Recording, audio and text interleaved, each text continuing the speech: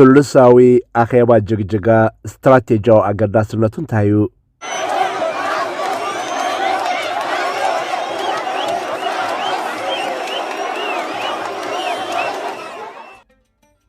قدما منستر أبي أحمد قدام 31 طري أبرس ختما كلل صومال جيجا ن بريزنت جيبوتي عمر قال كومون بريزنت صوماليا حسن شيخ محمد تقبيل 5 زرارب كقلس وعيد لهم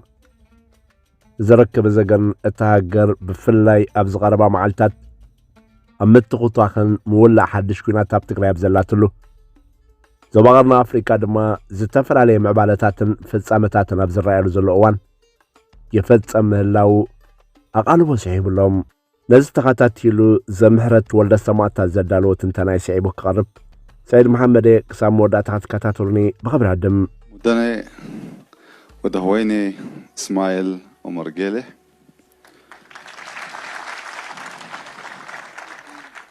ودني مدحويني حسن شيخ محمد أبزي زتحالا لخن مبزعتو جيزة زي رجوع هجرات أوشت أن بزكايدو قجتات حد يخون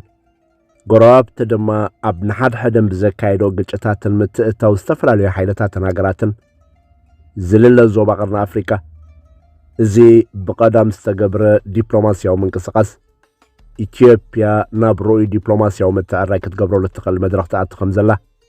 زملكت يزبل تنتاني وهاب اللهم مسو تأساسيرون مخنياتاتون تخولو علاماتاتون يزارب اللهم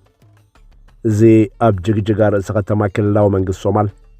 زي تغايد سلوساو أخيبا قدما منستر أبي أحمد نتا نإمارات تأمامينا بزوح زغسرت أمواتر تنصلون دبلوماسيا وكبابنا أتوت كتحل أبدن دازت سنحات هاقورون من رغاء زقبرو زلو أكداس فتنا يتباهلون يرام بريزن جيبوتي اسماعيل عمر قلن بريزن صومال حسن شيخ محمودن أبحادة ما أدب ممتع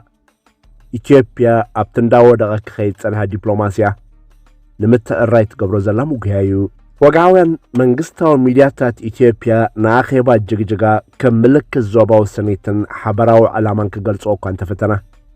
اتكونت جن كابزي عزيز رحاقيو ازي بتنقاق زتقانا بابرة نملع عالمن نقراب تنملقتن محلافن كوينو إثيوبيا أب عالماو مدرخ يترف أب زوباو مدرخاتون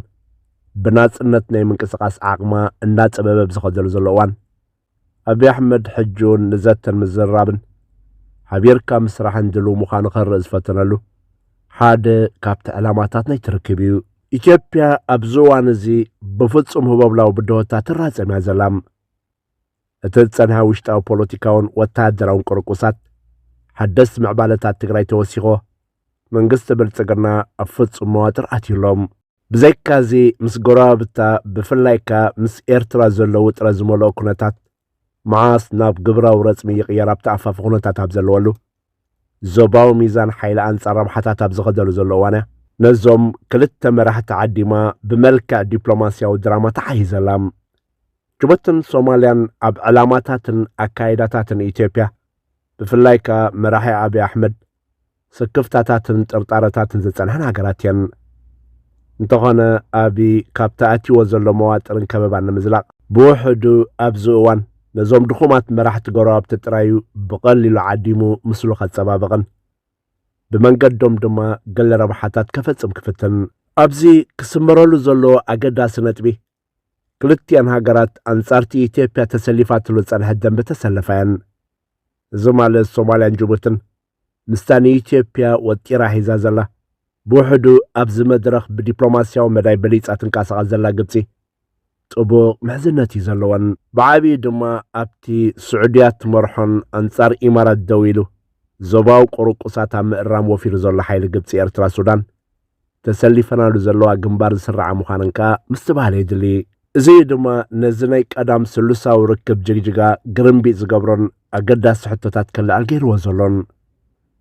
قاب حمرت أخيبا جيجا إثيوبيا من الصوماليا زتسانها زيت وعيزم درنا زلو خوينو مبقاسيو اتعبحت الترخ للتشعر 24 من الصومالي لان تبتها السممع ودابن قماقم بحر زبقوسيو بعين مقادشو اتسمم قطاو مقهاس الولاونتن قزاتاو حادرنة الصوماليا ترايو ንዝፈጠሮ ዲፕሎማሲያዊ ውድቀትን ቅልጡፍን ከቢድን ኣብ ርእሱ ምዃኑ ሩሱን ቃላት ዞባውን ኣህገራውን ዓለማውን ጎስጓሳት ተኸቲሉ ከምኡውን ንተሳትፎ ኢትዮጵያ ኣብ ሓድሽ ተልእኾ ዓቃብ ሰላም ሕብረት ኣፍሪቃ ምዕጋት ኣስዒቡ ነይሩ። እቲ ጉዳይ ብመንጎኝነት ቱርክ ድሕሪ ምፍትሑ ኣብ መወዳእታ ሶማልያ ንወተሃደራት ኢትዮጵያ ኣብ ኣውሶም ክጽንበሩ ምቕባላ ከም እወታዊ እኳ እንተተረኣየ ነቲ መሰረታዊ ምሳሓብ ግን ኣይፈትሖን። እቲ ኣብ ዝሓለፈ ኣዋርሕ ብመንጎኝነት ኢማራት ዝተገብረ ኣፍሉጥ ሃገርነት ሶማሊላንድ ብእስራኤል ድማ ንኢትዮጵያን ካልኦት ሃገራትን ከኸትል ኣብ ዝበሃለሉ ዘሎ እዋን እቲ ጥርጣረታትን ዘይምትእማንን ገና ኣብ ቦትኡ ምህላው ኣየጠራጥርን። ሶማልያ ብዛዕባ ናይ ነዊሕ እዋን ዓላማታት ኢትዮጵያ ህርፋን ምግባትን ተስፋሕፋሕነትን ብፍላይ ከዓ ባሕራዊ ተበጻሕነትን ዞባዊ ጽልዋን ኣዝያ ትጠራጠር ምህላው ኣይፍለጥ። እዛ ኣኼባ ጅግጅጋ እምበር ኢትዮጵያ ነቲ ብኹሉ ኣንፈት ዝመጻ ዘሎ ሃስያታት ንምቁፅጻር ብውሕዱ ነቶም ብቐሊሉ ክትጽውዖም ትኽእል ኣብ ዞባ ከም ድኹማትን ጽልዋ ዘይብሎምን ዝረኣዩ መራሕቲ ፀዊዓ እትገብሮ ዘላ ፈተነ ምዃኑ እምበር ክንርዳእ ንኽእል። ኣዲስ ኣበባ ነታ ሶማልያ ካብ ንኢትዮጵያ ንላዕለ ተኣምና ሃገረ ጅቡቲ ምጽምባር ድማ ኣዲስ ኣበባ ቀጥታዊ ምግጣም ዘይኮነስ ብተዘዋዋሪ ነቲ መድረኽ ከተፍኩሶ ካብ ምድላይ ዝብገስ ምዃኑ ተንተንቲ ይገልጹ። ኢትዮጵያ ንሶማል ክትነጽላ ከም ዘይትደሊ ንባዕላ ድማ ካብቲ ግብፂ ዘላትሉ ኣንጻራ ደው ኢላ ዘላ ኪዳናት ንሓዋሪ ክትደፋእ ከም ዘይትደሊ ንግብፂ እውን መልእኽቲ ከተሕልፍ ከም ዘለየትካ ይግምገም። እዚ ይኹን እምበር እቲ ኣብ ዞባ ዘሎ ዘይምትእማን ኣዝዩ ዓሚቕ እዩ። ኣብዪ ኣሕመድ ክኽተሉ ዝጸንሐ ብድዕን ፈኸራታትን ዝመልኦ ኣካይዳታት ድማ ነቲ ኩነታት መሊሱ ከጋድሎ ጽኒሑ እዩ። ኣብ ርእሲ ሶማልያ ንባዕላ ምስ ግብፅን ኤርትራን ዝጸንሐ ወተሃደራውን ዲፕሎማስያውን ርክባት ኣመና ዓሚቕ እዩ። ስለዚ ነቲ ብኣብ ዝፍተን ዘሎ ወጥርታት ናይ ምልስላስ ተዘዋወር ኣገባባት ዕርቅን ሶማልያ ክትሓቕፎን ጸልዋ ክትገብረሉን ዓቕማ ኣመና ድሩት እዩ። እቲ ንሓሰን ሼክ ማሕሙድ ካብ ንረብሓታት ኣብ ምስሳይ ንላዕሊ ዘርብሖ ኣብቲ ዘለዎ ኪዳን ጸኒዕካ ደው ምባል ጥራይ እዩ። እዚ ብወገን ሶማልያ ክኸውን እንከሎ ጅቡቲ ግን በኣንጻሩ ነቲ ኢትዮጵያ ብፍላይ ኣብዚ እዋን እዚ ክትስእኖ ዓቕሚ ዘይብላ ረብሓታት ዝሓቑፈት ሃገር እያ። ካብ 9 ክሳብ 95 ሚእታዊ ዝግመት እትዋትን ሰደድን ኢትዮጵያ ብወደባት ጅቡቲ ዝሓልፍ ብምዃኑ ጅቡቲ ከም ተራ ጎረቤት ሃገር ጥራይ ዘይኮነትስ ዓንዲ ሕቆ ቁጠባዊ ህይወት ኢትዮጵያ እቲ ድሮ ተሃሲ ዘሎ ቁጠባ ኢትዮጵያ ድማ ኣብዚ እዋን ዝኾነ ይኹን ነቲ ዝምድናታት ብኣሉታ ዝጸሉ ነገራት ክጻወር ኣይክእልን እዩ። ስለዚ ፕሬዚደንት እስማኤል ዑመር ገለ ኣብ ኣኼባ ጅግጅጋ ምጽምባሩ ንሓያሉ ዕላማታት ከም ዘገልግል ይዝገመት። ቀዳማይ ኣዲስ ኣበባ ብዛዕባ ወደባት ንህላዊ ጉዳይ ምዃን እንዳተባሃለ ንኤርትራ ክህድድ ዝጸንሐ ትራኻታት ከም መቐጸልታ ነይቲ ኣብ ዝሓለፈ ኣዋርሕ ኣብዪ ናብ ጅቡቲ ዝገበረ ዑደት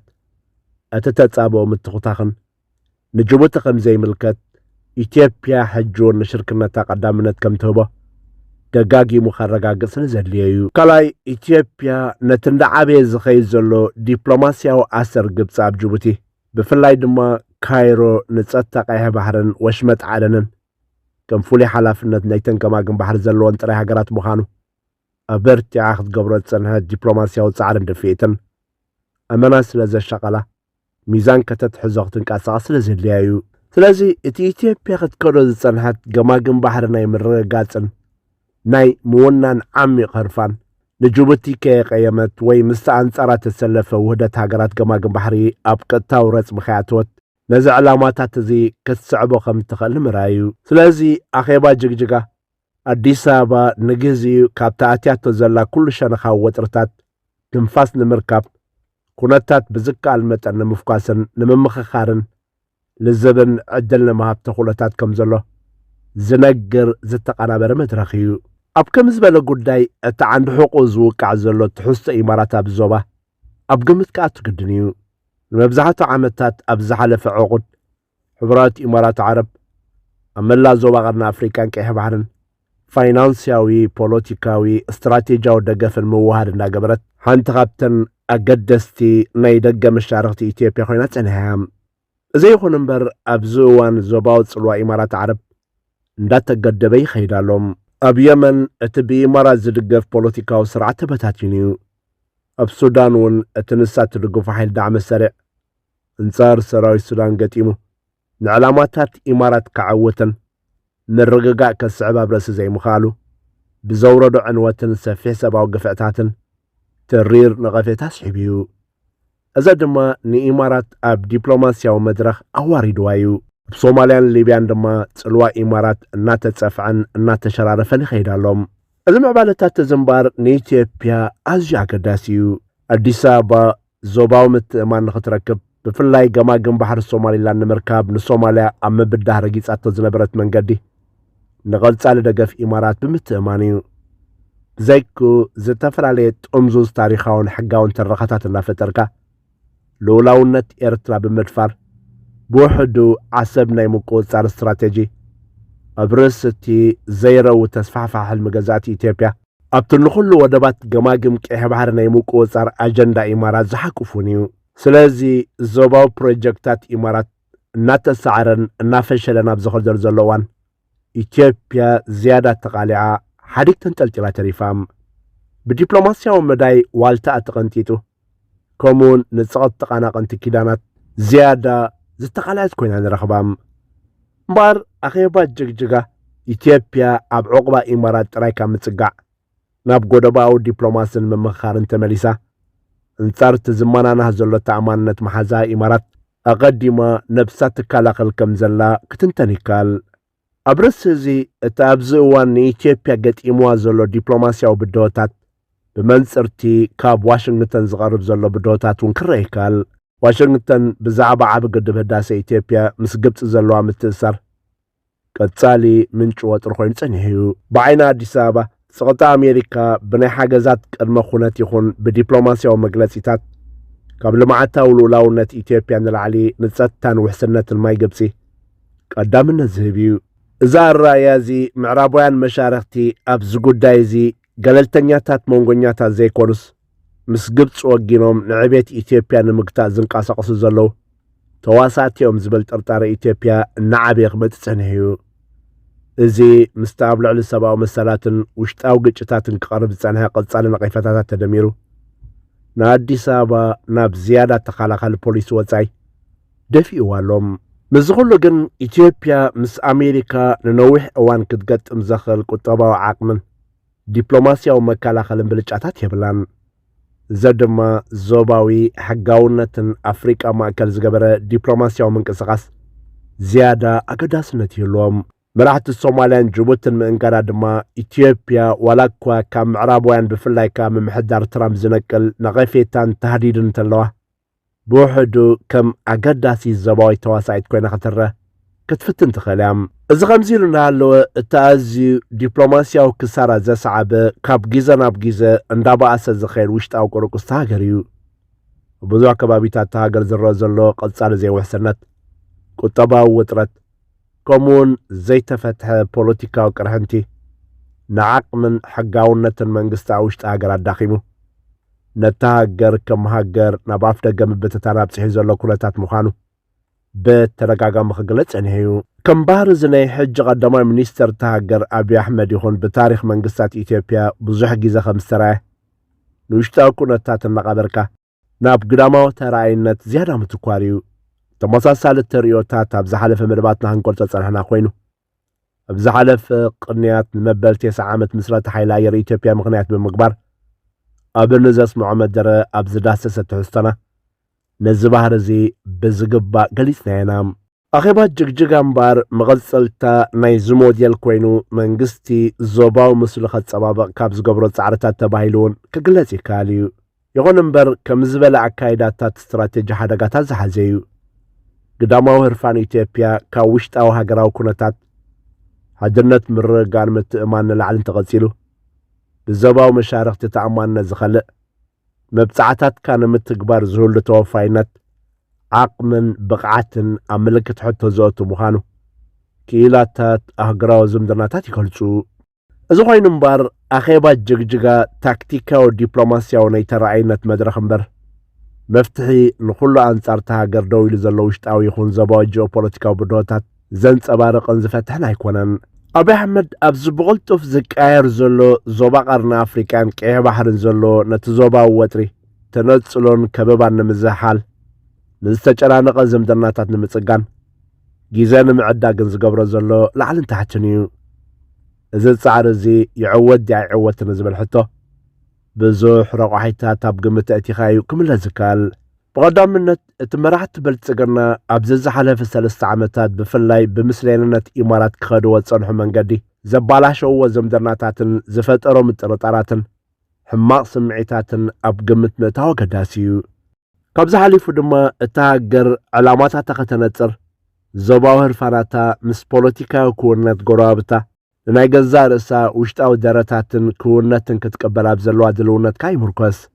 بغالا زراربا إثيوبيا نتتصابا ترخان كانان كتاقودلن بجبو سكفتا قرابتا قسام عند دلوتا أموخاناز مركزيو أخيبا جغجغا اتن ربحاتات كالو تاقرات يلكا انتار قرابتا قبر تسانها مودوخناخ أبدروت 5 بسحة غير غوسان زكا المسل مس قرابتي ديبلوماسي من لزابن ممخارن دهراجي نيتشيبيا نهلونا قديتايو سلام جيجيغا እናንተን ለመቀበል እናንተን ለማስተናገድ ከምን ጊዜውም በላይ ዝግጁ ስለሆነች በመመላለስ እንድትጎበኙን በመመላለስ እንድታለሙን በመመላለስ እንድታስተምሩን